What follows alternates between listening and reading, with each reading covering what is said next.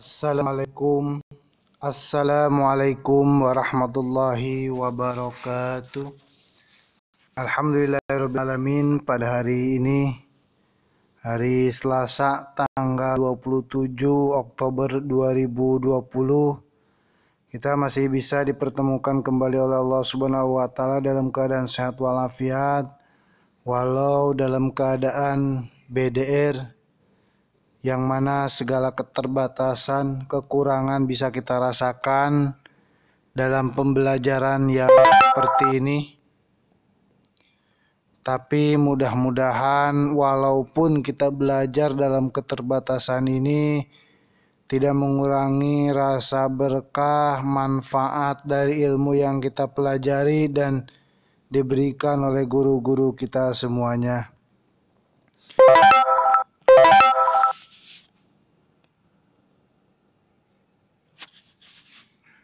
Pada hari ini kita bersama-sama kembali belajar PAI, melanjutkan materi yang kemarin yaitu tentang sumber hukum Islam.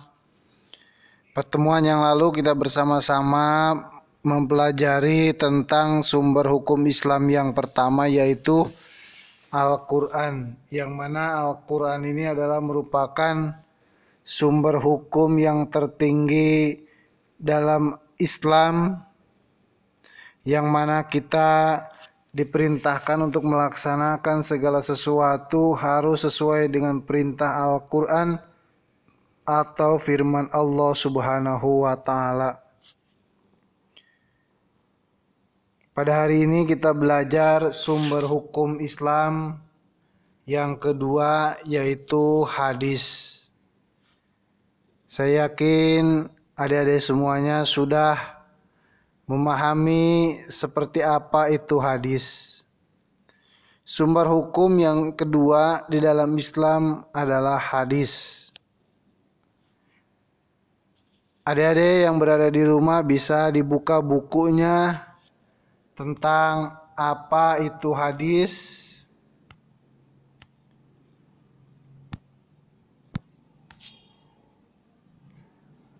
Pengertian hadis menurut bahasa dan juga menurut istilah, adik-adik bisa baca di buku. Pada intinya adalah bahwa hadis adalah segala sesuatu yang diucapkan, dilakukan, dan disetujui oleh Nabi Muhammad SAW. Karena hadis ini adalah perkataan Nabi, perbuatan Nabi, persetujuan Nabi, ataupun sifat dari Nabi Muhammad SAW.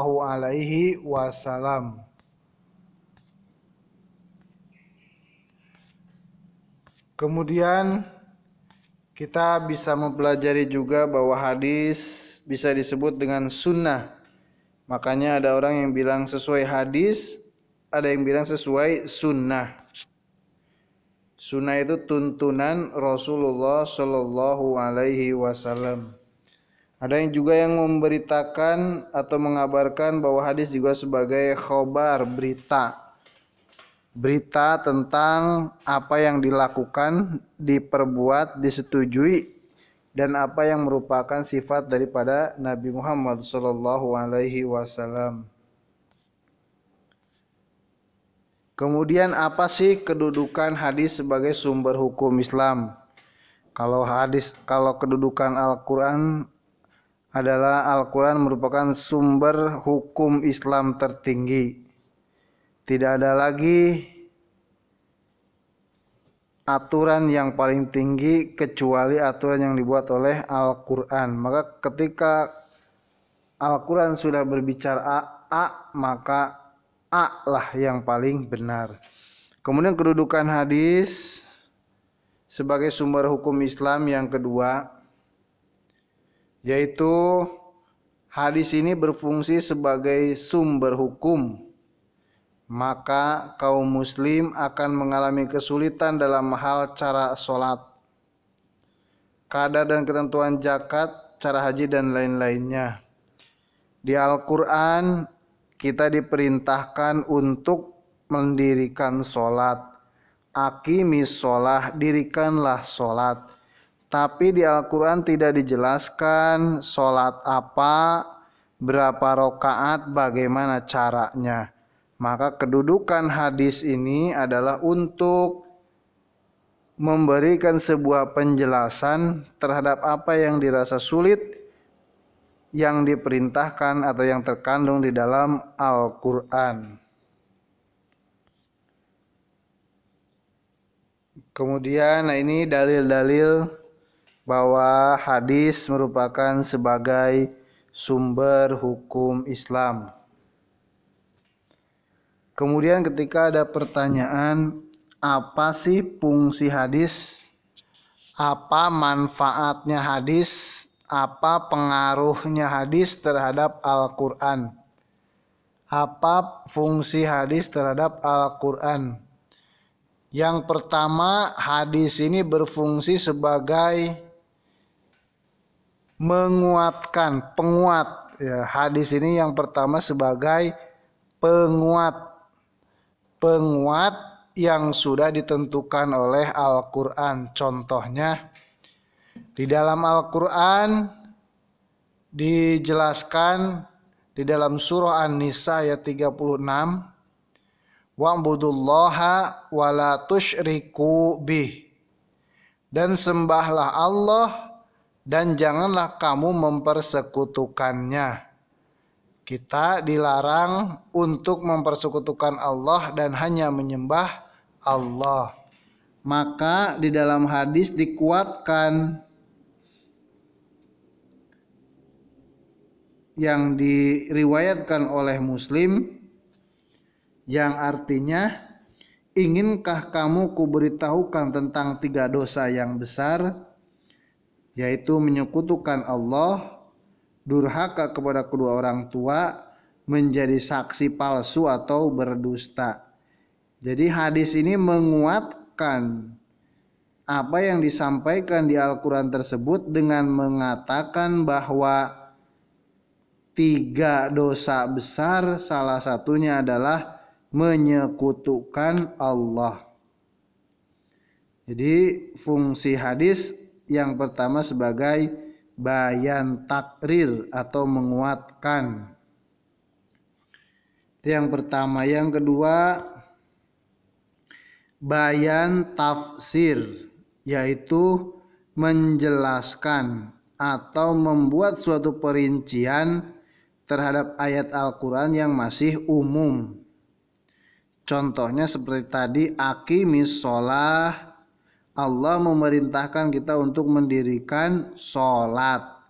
Tapi itu kan masih umum. Sholat apa, bagaimana caranya, kapan waktunya, itu tidak dijelaskan oleh Al-Quran. Termasuk zakat, wa'atuz zakah, dan tunaikanlah zakat. Zakat yang seperti apa yang harus dijakati, dan berupa apa zakatnya, kapan waktu bayar zakat, dan kepada siapa kita harus membayar zakat, kenapa kita harus bayar zakat. Itu tidak diperinci oleh Al-Quran. Oleh karena itu hadis memperjelas, membuat suatu penjelasan, membuat suatu perincian bagaimana fungsi daripada hadis terhadap Al-Quran. Contoh tadi menjelaskan tentang tata cara sholat, menjelaskan jumlah rakaat sholat, kapan waktunya sholat, dan lain-lainnya. Bisa dilihat dari ayat yang ada di layar, wangzalna ilaika dzikra, dan lain-lainnya, yang artinya dan kami turunkan kepadamu Al-Quran agar kamu menerangkan kepada umat manusia apa yang telah diturunkan kepada mereka. Ini penjelasan bahwa Al-Quran ini menjelaskan tentang apa yang belum dijelaskan. Wallahu a'lam bishawab. Jadi Fungsi hadis yang kedua adalah bayan tafsir, memperjelas atau memperinci. Kemudian yang ketiga adalah bayan tasyri atau menetapkan hukum-hukum yang tidak terdapat dalam Al-Quran. Ketika ada suatu permasalahan, maka harus dikembalikan kepada Al-Quran. Ketika tidak ditemukan dalam Al-Quran, maka harus mencarinya pada hadis. Karena hadis berfungsi sebagai menetapkan hukum yang tidak terdapat di dalam Al-Quran. Bukan berarti Al-Quran tidak mampu menjawab. Akan tetapi Al-Quran masih menetapkan suatu hukum yang masih bersifat umum sehingga harus ditetapkan hukum tersebut oleh hadis. Contohnya, ketika dipertanyakan bagaimana hukumnya mengkonsumsi narkoba, bagaimana hukumnya mengkonsumsi narkoba, maka tidak akan ditemui di dalam Al-Quran bagaimana hukumnya narkoba, ganja dan lain sebagainya. Karena apa? Karena ketika zaman Nabi Muhammad SAW atau ketika turunnya Al-Quran, maka belum ada yang namanya narkoba, ganja dan lain-lain sebagainya. Maka tidak akan ditemui bagaimana hukumnya mengkonsumsi narkoba. Maka di dalam hadis dijelaskan, ditetapkan suatu hukum. Bagaimana hukum mengkonsumsi narkoba, yaitu apa yang dijelaskan oleh Al-Quran, innamal khamru wal maisiru. Sesungguhnya segala sesuatu yang memabukkan adalah hukumnya haram. Maka karena narkoba juga sama sifatnya dapat memabukkan, maka narkoba termasuk ke dalam barang yang dilarang di innamal khamru wal maisiru. Sesungguhnya yang dapat memabukkan adalah yang haram. Maka dari sini Al-Quran atau hadis membuat suatu ketetapan hukum yang belum ada di dalam Al-Quran. Contoh seperti tentang haramnya seorang laki-laki untuk kawin dengan bibi istrinya dalam waktu yang bersamaan. Dilarang seorang mengumpulkan mengawini secara bersama seorang perempuan dengan saudara perempuan dari ayahnya, serta seorang perempuan dengan saudara perempuan dari ibunya. Ini salah satu contohnya. Fungsi hadis yang ketiga adalah bayan tasyri. Mudah-mudahan walaupun dalam penjelasan rekaman video ini Anda semua bisa memahaminya. Kemudian di dalam hadis ini terdapat unsur-unsur hadis, bagian-bagian hadis. Yang pertama ini matan, yaitu materi hadis, isi apa yang disampaikan di dalam hadis namanya matan. Kemudian sanad. Sanad itu adalah persambungan antara pembawa dan penerima hadis. Nyambung antara yang si A dengan si A yang membawa hadis dengan si B yang menerima hadis. Ini nyambung, pernah ketemu dan lain-lainnya. Nanti pembahasan selanjutnya di slide berikutnya. Rawi adalah orang yang membawakan hadis. Orang yang menyampaikan apa yang disampaikan oleh Rasul, apa yang disampaikan dikatakan oleh Rasul, ini namanya rawi. Syaratnya adalah adil dan hafiz. Kayak bisa kita lihat ke contohnya. Nah, ini pengertian daripada sanad. Sanad itu berarti silsilah para periwayat yang menukil matan dari sumbernya yang awal.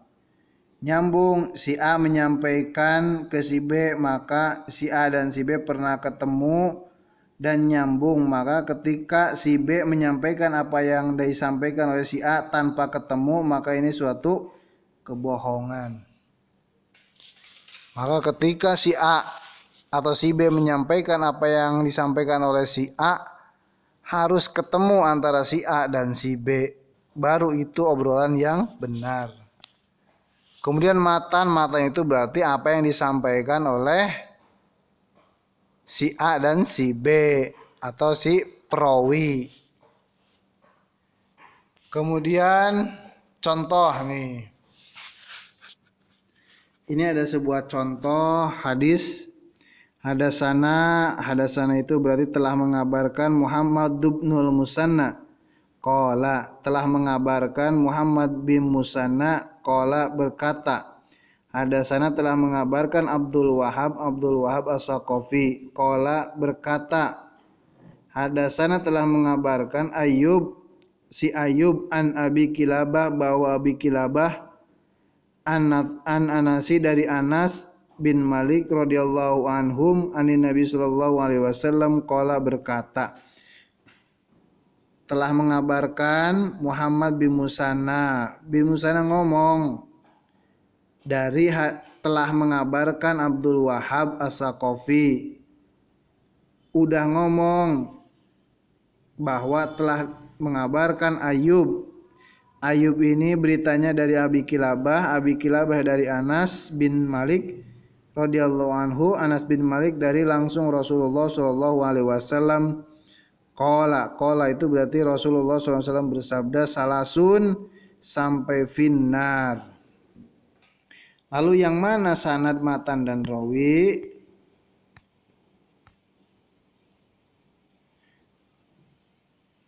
Nah, berarti sanad itu berarti ini hadis ini diriwayatkan oleh Bukhari, maka Bukhari sampai kepada Anas bin Malik. Bukhari sampai ke Anas bin Malik ini namanya rawi sanad ya, sanad. Kemudian nah ini perawinya. Tadi Rasulullah SAW menyampaikan berita hadis ini, matan hadis ini kepada Anas bin Malik. Anas bin Malik menyampaikan kepada Abu Kilabah. Abi Kilabah menyampaikan kepada Ayub. Ayub menyampaikan kepada Abdul Wahab As-Saqafi. Abdul Wahab As-Saqafi menyampaikan kepada Muhammad bin Musanna. Muhammad bin Musanna menyampaikan kepada Bukhari, makanya dinamakan hadis riwayat Bukhari. Nah, orang-orang ini dinamakan rawi. Nyambungnya antara Anas bin Malik sampai ke Bukhari atau Bukhari sampai ke Anas bin Malik, maka dinamakan sanad. Kemudian kalau rawinya, nah periwayat awalnya tadi, rawi awalnya Anas bin Malik, maksudnya orang yang pertama kali menerima berita hadis dari Rasul adalah periwayat awalnya Anas bin Malik, yang terakhir adalah Bukhari. Oke. Kemudian kata-kata salasun mangkunna fihi sampai kepada finnar adalah matan hadis atau isi hadis ya, isi hadis. Wallahu a'lam bishawab, mudah-mudahan bisa memahaminya. Nah, kemudian macam-macam hadis nih, macam-macam hadis. Hadis berdasarkan jumlah periwayatnya, ada hadis mutawatir, ada hadis ahad. Kalau mutawatir itu berarti orang yang meriwayatkannya banyak. Kalau hadis ahad, orang yang meriwayatkannya hanya satu atau beberapa orang saja, maksudnya dari Nabi itu hanya beberapa orang saja yang menyampaikan. Kalau mutawatir banyak. Kemudian kalau berdasarkan tingkat kepercayaannya, di sini ada hadis sahih, hadis hasan, hadis dhaif. Bisa dilihat nih syarat suatu hadis dikatakan hadis ini sahih atau enggaknya atau cacatnya atau dhaif. Ini yang pertama rawinya adil. Rawinya adil. Enggak lupaan atau sempurna ingatan, sanadnya bersambung, nyambung. Antara rawi 1 dengan rawi 2 pernah ketemu atau nyambung, tidak berilat, tidak cacat dan tidak janggal. Tidak janggal itu berarti sempurna apa yang disampaikannya. Yang kedua hadis hasan. Apa bedanya hadis hasan dan hadis sahih? Kalau hadis hasan rawinya adil tapi ingat tidak begitu kuat dalam ingatannya. Kalau sahih itu ingatannya sangat kuat. Kalau hadis hasan ini ingatannya kurang begitu kuat. Begitupun hadis dhaif. Hadis dhaif ini hadis yang kehilangan salah satu syarat daripada hadis sahih. Ya, nanti untuk penjelasannya saya kirimkan video penjelasan dari para ahli hadis. Kalau saya kan hanya sebagai guru PAI, bukan ahli hadis. Mudah-mudahan nanti penjelasan dari nanti bisa dipahami. Anda sekalian yang dimuliakan Allah Subhanahu wa taala, pada hari ini kita cukupkan sampai di sini. Pada hari ini kita sama-sama belajar tentang hadis. Apa itu hadis? Bagaimana kedudukan hadis? Unsur-unsur hadis dan sampai kepada jenis-jenis hadis yang kita dapat membedakan bedanya hadis sahih, hadis hasan dan hadis dhaif. Untuk memperdalam ilmu wawasan kita dalam hadis, nanti saya sampaikan tentang video-video dari para ulama, para ustadz tentang penjelasan tentang hadis. Mudah-mudahan apa yang saya sampaikan dan nanti video yang sama-sama kita saksikan bermanfaat dan menjadi wawasan untuk kita semua dalam belajar bersama-sama di SMK Daya Utama ini. Terima kasih. Wallahu a'lam bishawab. Wabillahi taufiq wal hidayah. Wassalamualaikum warahmatullahi wabarakatuh.